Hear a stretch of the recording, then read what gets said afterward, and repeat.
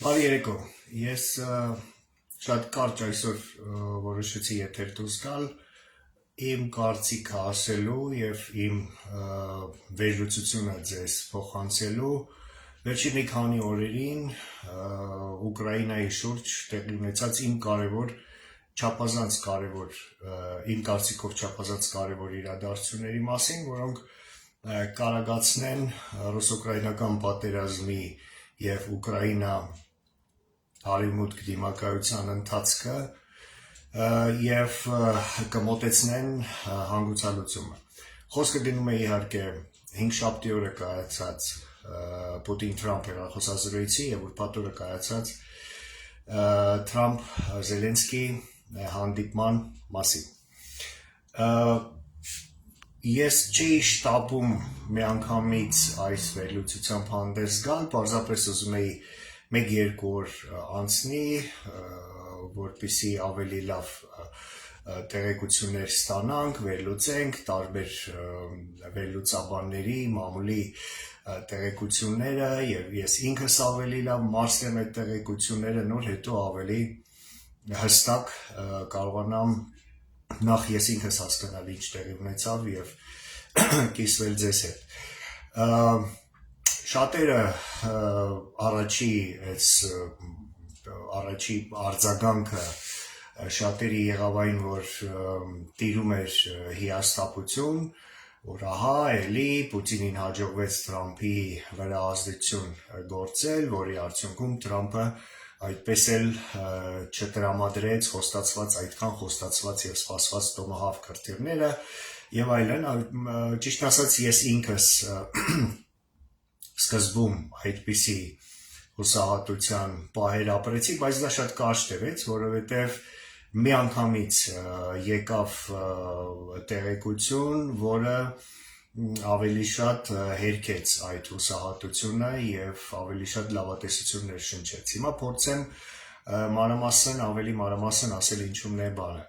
Նախ եթե պատմությունը հիշենք, մի քիչ առաջ գնանք, մի քանի ամիս առաջ գնանք և հիշենք պատմությունը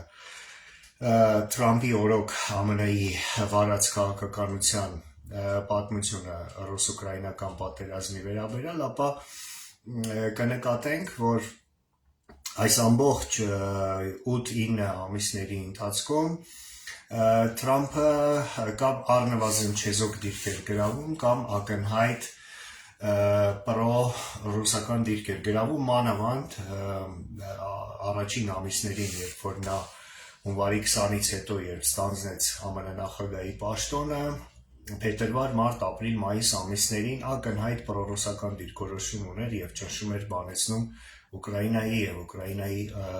ղեկավարության վրա, հիշում ենք օվալ սենյակում տեղի ունեցած լեզվակռիվը և այլն։ Եվ գարնան ամիսներին Թրամփը Ուկրաինային կարելի ասել վերջնագիր էր ներկայացրել, Թրամփը և Պուտինը, պահանջելով, որ Ուկրաինան հրաժարվի Ղրիմից ընդհանրապես դե յուրե և դե յուրե ճանաչի Ղրիմը Ռուսաստանի կազմում և դե ֆակտո հրաժարվի գրավյալ տարածքներից, այսինքն ճանաչի այդ տարածքների գոնե դե ֆակտո վերահսկողությունը Ռուսաստանի կողմից անորոշ ժամանակով, հրաժարվի ՆԱՏՕ-ի անդամակցությունից, դեմիլիտարիզացիա և այլն, և այդ պայմաններով ստորագրի զինադադար։ Ուկրաինան մերժեց, ասաց, որ դա փաստորեն կապիտուլյացիա է և այլն, և դա չեղավ։ Ամռան ամիսներին արդեն խոսքը գնում էր տարածքային փոխանակման մասին, հիշում ենք, որ Ալյասկայից առաջ Պուտինը պահանջեց, որ Ուկրաինան զիջի կամ զորքերը հետ քաշի Դոնբասի չգրավված տարածքներից, այսինքն այն տարածքներից, որ այս 4 տարիների ընթացքում Ռուսաստանը այդպես էլ չի կարողացել գրավել, իսկ ես ձեզ հիշեցնեմ, սիրելի ժողովուրդ, որ Դոնբասի այդ հատվածը, այդ տարածքները ռազմական առումով շատ կարևոր է Ուկրաինայի համար, որովհետև 10 տարուց ավել է Ուկրաինան այդտեղ շատ լավ կահավորված և շատ լավ ամրացված ռազմական դիրքեր է սարքել, պատրաստել և Դոնբասի այդ հատվածը փաստորեն շատ լավ պաշտպանական գիծ է, բետոնապատ, լավ կահավորված պաշտպանական գիծ է, որը որ եթե Ուկրաինան հանձնի, ապա ռուսները այնուհետև զինադադարը հեշտությամբ կխախտեն եւ կշարժվեն շատ հեշտ առաջ դեպի Խարկով, դեպի Կիև եւ այլն։ Եվ տարածքային փոխանակում էր առաջարկվում համարը, դրա դիմաց Ուկրաինան պիտի ստանար անվտանգության երաշխիքներ, որ եթե զինադադարը կնքվի, Արևմուտքը տալիս է Ուկրաինան անվտանգության երաշխիքներ։ Այդ ամիսներին Ալյասկայում այդ առաջարկները մերժվեցին արդեն Պուտինի կողմից եւ Ալյասկան տապալվեց, եթե հիշում ենք, մանավանդ եթե ավելի մանրամասն հիշենք, ուզում եմ հիշեցնել, որ Ալյասկայի հանդիպումից հետո նախատեսվում էր համատեղ ճաշ, մամլո ասուլիս եւ Թրամփը հետո հայտնի դարձավ, մամուլից հայտնի դարձավ, որ Թրամփը այնքան էր զայրացել Պուտինի վրա, որ նույնիսկ ձայն էր բարձրացրել եւ ի վերջո Թրամփը չեղարկեց թե ճաշը, թե մամլո ասուլիսը եւ ժամանակից շուտ լքեց Ալյասկան եւ կարող ենք ասել, որ գարնան ամիսները եւ Ալյասկան Պուտինի վերջին հնարավորությունն էր, շանսն էր, որը որ նա բաց թողեց։ Եվ այսօր արդեն մամուլից ստացված տեղեկություններից իմանում ենք, որ 5 շաբթի օրը կայացած իր հեռախոսազրույցի ընթացքում Վլադիմիր Պուտինը Դոնալդ Թրամփին ասել է, որ Ռուսաստանը պայման է դնում զինադադար կնքելու եւ այդ պայմանը այն է նույնն է, որ Ուկրաինան պիտի հրաժարվի Դոնբասի Դոնեցկի մարզի այն տարածքից, որը որ դեռ ռուսները չեն կարողացել այս 4 տարիների ընթացքում գրավել, եւ դրա փոխարեն Պուտինը խոստացել է ինչ որ տարածքների մի մասը Զապորոժիայի Խերսոնի մարզերում զիջել Ուկրաինային։ Եվ այսօր եւ այդ պայմանով Պուտինը համաձայն է կնքել զինադադար եւ այդ պայմաններն է, որ նա առաջ է քաշում Բուդապեշտում սպասվող սամիտից առաջ, այսինքն Բուդապեշտում մոտավորապես 2 շաբաթ հետո պիտի կայանա Թրամփի եւ Պուտինի հանդիպումը եւ Պուտինը Բուդապեշտից առաջ այս պայմանն է նորից առաջ քաշում զինադադար կնքելու համար։ Հաջորդ օրը այսօր իմացանք մամուլից, որ հաջորդ օրը Թրամփը եւ Վիտկոֆը այդ Պուտինի խամաճիկ Մագլավիկը, որը որ միշտ շատ հաճելի այցեր էր ունենում իր համար Մոսկվա, Ստիվ Վիտկոֆը, Թրամփի հատուկ բանագնացը, որը որ ըստ որոշ տեղեկությունների Կիրիլ Դմիտրիևի հետ համատեղ բիզնեսներ ունի Մերձավոր Արևելքում եւ հանդես էր գալիս Պուտինին սիրաշահելու, Պուտինի հետ լեզու գտնելու դիրքերից եւ ահա այսօր իմանում ենք մասնավորապես բրիտանական Financial Times թերթից, որ ուրբաթ օրը Զելենսկու հետ կայացած հանդիպման ժամանակ Թրամփը եւ Ստիվ Վիտկոֆը նորից պահանջել են, որ Ուկրաինան զիջի Դոնբասի մի մասը, նույնիսկ խոսակցությունը լարված է ընթացել, բարձր տոների վրա եւ այլն, բայց կրկին ի պատիվ նախագահ Զելենսկու ուկրաինական կողմը մերժել է Պուտինի եւ Թրամփի այդ պահանջը, ուկրաինացիները ներկայացրել են քարտեզներ, ճակատային գծի քարտեզներ, որով ցույց են տվել, որ Ռուսաստանը ամենևին չի հաղթում, ինչպես ռուսական պրոպագանդան է ներկայացնում, եւ որ ռուսական բանակի առաջխաղացումը շատ դանդաղ է ընթանում եւ վերջինս 1000 օրերի ընթացքում, այսինքն 22 թվականի նոյեմբերից ի վեր Ռուսաստանին հաջողվել է գրավել Ուկրաինայի տարածքի ընդամենը 1%-ը։ Եվ հետաքրքիրն այն է, որ այդ հանդիպումից հետո, Զելենսկու հետ հանդիպումից հետո ԱՄՆ նախագահ Թրամփը, երբ որ պիտի նստեր ուղղաթիռ, որպեսզի մեկնի weekend-ի իր այդ Mar-a-Lago-ի ռեզիդենցիա, ուղղաթիռ նստելուց առաջ նախագահ Թրամփը ասեց բառացի հետևյալը, եւ հետո իր սոցիալական էջում եւս գրառում արեց, որ ես եւ նախագահ Պուտինին եւ նախագահ Զելենսկուն ասեցի, որ պիտի անհապաղ լինի զինադադար եւ ռազմական գործողությունները պիտի սառեցնեն ճակատային գծի ամբողջ երկարությամբ այսօրվա դրությամբ։ Այսինքն, փաստորեն Դոնալդ Թրամփը բռնեց, կարող ենք ասել, բռնեց Ուկրաինայի կողմը, որը որ միշտ հանդես էր գալիս այդ դիրքերից, այսինքն սկզբում զինադադար ըստ ճակատային գծի ներկա իրավիճակի, այսինքն կողմերը կանգնում են այնտեղ, որտեղ նրանք են, առանց որևէ տարածքային զիջումների եւ փոխանակման, հետո արդեն բանակցային գործընթաց, որի ընթացքում կքննարկվեն բոլոր հարցերը, խաղաղության, տարածքային հարցերը եւ այլն։ Եվ Դոնալդ Թրամփը ասեց բառացի հենց դա, որ ես երկու կողմից պահանջել եմ զինադադար առանց նախապայմանների, այսինքն ռազմական գործողությունները սառեցվում են ճակատի ամբողջ գծով, որից հետո սկսվում են բանակցությունները, նույնիսկ Թրամփը ասեց երկու կողմն էլ հայտարարում են իրենց հաղթանակի մասին, այսինքն Ուկրաինան ասում է ես եմ հաղթել, ռուսները ասում են ես եմ հաղթել, թող հետո պատմությունը դատի, թե որ կողմն է ի վերջո եղել հաղթող։ Եվ սա հաջողություն է Ուկրաինայի համար, որովհետև նախ առաջին ուրեմն Թրամփը ասեց այն ինչ միշտ ասում էր Ուկրաինան, որ սկզբում զինադադար, հետո նոր բանակցություններ, իսկ ռուսները ասում էին սկզբում կբանակցենք, բոլոր հարցերը կլուծենք, հետո նոր վերջում կլինի խաղաղության պայմանագրի, իսկ իրականում դա կապիտուլյացիա էր, ստորագրում եւ զինադադար։ Սա մեկ։ Երկրորդը Թրամփը ասեց, որ զինադադար այս պահի դրությամբ գոյություն ունեցող ճակատային գծի ամբողջ երկայնքով, այսինքն առանց որևէ կողմի զիջումների տարածքային, եւ երրորդը տոմոհավքների խնդիրը, այսօր Զելենսկին իր ելույթում ասեց, որ թեև նախագահ Թրամփը չասեց այո, բայց նա նաեւ չասեց ոչ։ Այսինքն տոմոհավքների փոխանցման խնդիրը մնում է օրակարգում եւ հնարավոր է, որ այո մոտ ապագայում այդ հարցը լուծվի եւ տոմոհավքները մատակարարվեն եւ նույնիսկ նախագահ Զելենսկին ասեց, որ ԱՄՆ-ի հետ մենք պայմանավորվել ենք այսուհետ հրապարակային չհայտարարել ռազմական օգնության մասին, տոմոհավքների մասին եւ այլն։ Եվ սա շատ լավ է եւ սա նշանակում է, որ փաստորեն եւ շատ վերլուծաբաններ ինձ հետ համաձայն են, որ փաստորեն Բուդապեշտի հանդիպումը արդեն կարող ենք համարել տապալված,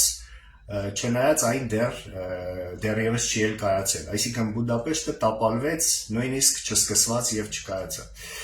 Եվ միակ բանը, որ Պուտինը շահեց, դա հերթական անգամ ժամանակ ձգեց, բայց նորից եմ կրկնում, բազմից ասել եմ, ժամանակ ձգելը եւս լավ քայլ չի Պուտինի կողմից, որովհետեւ ժամանակը իր օգտին չի աշխատում։ Եվ այն տեղեկությունները, որ հիմա գալիս են թե ռազմաճակատից, իսկ ես այս երկու օրը շատ մեծ ինֆորմացիա ուսումնասիրեցի եւ իմացա օրինակ, որ Զապորոժիեի Խերսոնի մարզերում տոտալ դասալքության պատկեր է տիրում, ռուս զինվորները պարզապես թողում են զենք զինամթերքը եւ փախչում են, դասալքության դեպքեր են եւ նույնիսկ ռազմական ոստիկանությունը Խերսոնի մարզում ընկած նրանց բռնելով է զբաղված եւ վերջին 9 ամիսներին 25000 զինվոր դասալիք է եղել։ Բարոյալքված վիճակ է, դասալքության դեպքեր եւ այլն, զոհերի քանակն է շատ, եւ Զապորոժիեի մարզում նույնիսկ տեղեկություններ եք կարդացի, որ հրամանատարները հրաժարվում են ռազմի դաշտից հեռացնել վիրավոր զինվորներին, ռուս զինվորներին, խնայելով մեքենաները, տեխնիկան եւ այլն, փաստորեն վիրավոր զինվորներին թողում են ռազմադաշտում մահանալ։ Սա է ռուսական բանակում տիրող իրավիճակը, վաղ թե ուշ սա բանակի ներսում բունտի պատճառ է դառնալու, Պրիգոժինի օրինակով մի նոր արշավ է լինելու Մոսկվայի վրա։ Ինչ վերաբերում է տնտեսությանը, ապա արդեն նույնիսկ Պետդումայի падգամավորները, մասնավորապես Միխայիլ Դելյագինը, հայտնի պրոպուտինական падգամավոր, կարծեմ Եդիная Ռոսիայի, այսօր փաստորեն ընդունեց, որ ռուսական տնտեսության վիճակը ողբալի է եւ պաշտոնական պրոպագանդան եւ վիճակագրությունը թաքցնում է այն իրողությունը, որ կա ռուսական տնտեսությունը սրընթաց գլորվում է ձորը, կոլապսից, դեֆոլտից 5 է պակաս։ Եվ երեք թե առաջի օրը ես նայում էի Գազպրոմի տնօրեն Միլլերի ելույթը, որտեղ նա ուղիղ լեզվով ասում է, որ Գազպրոմը կարծեմ 6 տրիլիոն ռուբլու պարտք ունի եւ քանի որ Գազպրոմը դա ռուս ժողովրդի, Ռուսաստանի բոլորի այսպես հարստությունն է, նացիոնալնայ դաստայանիը, ապա այդ պարտքը ռուս ժողովուրդը, ամբողջ ռուս ժողովուրդը պիտի վճարի։ Փաստորեն Գազպրոմի տնօրենը իր շուրթերով ընդունում է այդ ողբալի վիճակը, որը տիրում է Գազպրոմում, նաև Ռոսնեֆտում, RŽD-ում, որտեղ կրճատումներ են եւ այլն։ Եվ Ուկրաինան շարունակում է թեժ հարվածները Ռուսաստանի արդեն ոչ միայն նավթամշակման գործարաններին, իսկ միայն այս գիշեր նորից վնասվել է Նովոկոյբշևսկի նավթամշակման վերամշակման գործարանը, Արենբուրգի գազա վերամշակման խոշոր գործարանը Ղազախստանի սահմանի մոտ, իսկ ընդհանուր արդեն կարծեմ 16-17 նավթավերամշակման գործարան է վնասվել, որի պատճառով արդեն Ռուսաստանի տարածքի 84%-ում 57 ռեգիոններում նավթի, բենզինի եւ դիզել վառելիքի պակաս կա։ Նաեւ Ուկրաինան արդեն հետեւողականորեն սկսել է ոչնչացնել էլեկտրական ենթակայանները, պատստանցիաները, մասնավորապես այս մի քանի օրվա ընթացքում 5 խոշոր պատստանցիա են ոչնչացել, որոնք հոսանքը, էլեկտրականությունը փոխանցում են Ռուսաստանի արևմտյան շրջանները, ներառյալ Մոսկվան, եւ սա կարծում եմ սպասվող բլեքաուտի մասին է խոսում։ Այնպես որ մոտակա շաբաթները Ուկրաինան կթեժացնի, կուժեղացնի հարվածները ռուսական ռազմական, էներգետիկ, ուրեմն լոգիստիկ բոլոր օբյեկտների վրա, Բուդապեշտի հանդիպումը դատապարտված է, այնքան կչեղարկվի, նույնիսկ կարող է չեղարկվել անվտանգային նկատառումներով, որտեղ ռուսները լուրջ մտահոգություն ունեն, որ Պուտինի օդանավը մինչև Բուդապեշտ հասնելը կարող է խոցվել, եւ այսօր ռուսական տելեգրամ ալիքներից մեկը Տաբակերկան գրեց, որ Ռուսաստանի ներսում, Պուտինի վերնախավի ներսում կարող եք մտնել կարդալ Կրեմլովսկայա Տաբակերկա։ Շատ են արդեն Պուտինի ներքին թշնամիները, հենց այդպես էլ ասում են, внутренние враги Վլադիմիրա Պուտինը, եւ նույնիսկ դրա մասին զգուշացված է Պուտինի անձնական թիկնազորը։ Վիճակը թեժանում է, վիճակը արագանում է, սաստկանում է, Ուկրաինան ոչ մի թիզ հող չի զիջի, տարածք չի զիջի,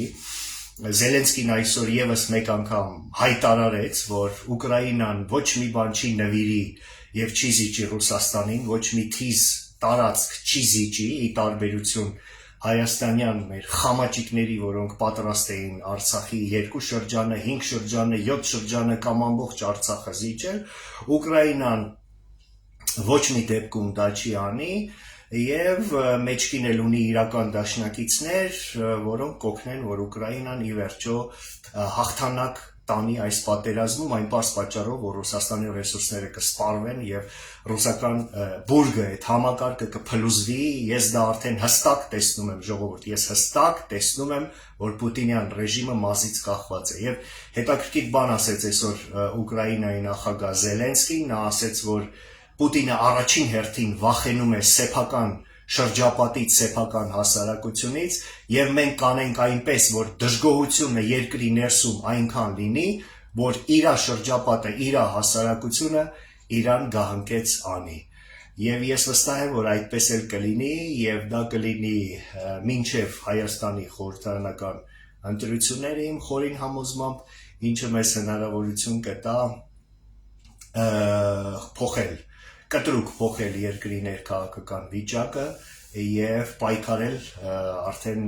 իրական պայքար մղել Հայաստանի ազատագրման համար։ Լավ եղեք, շնորհակալություն այսօր այսքանը ստեցի։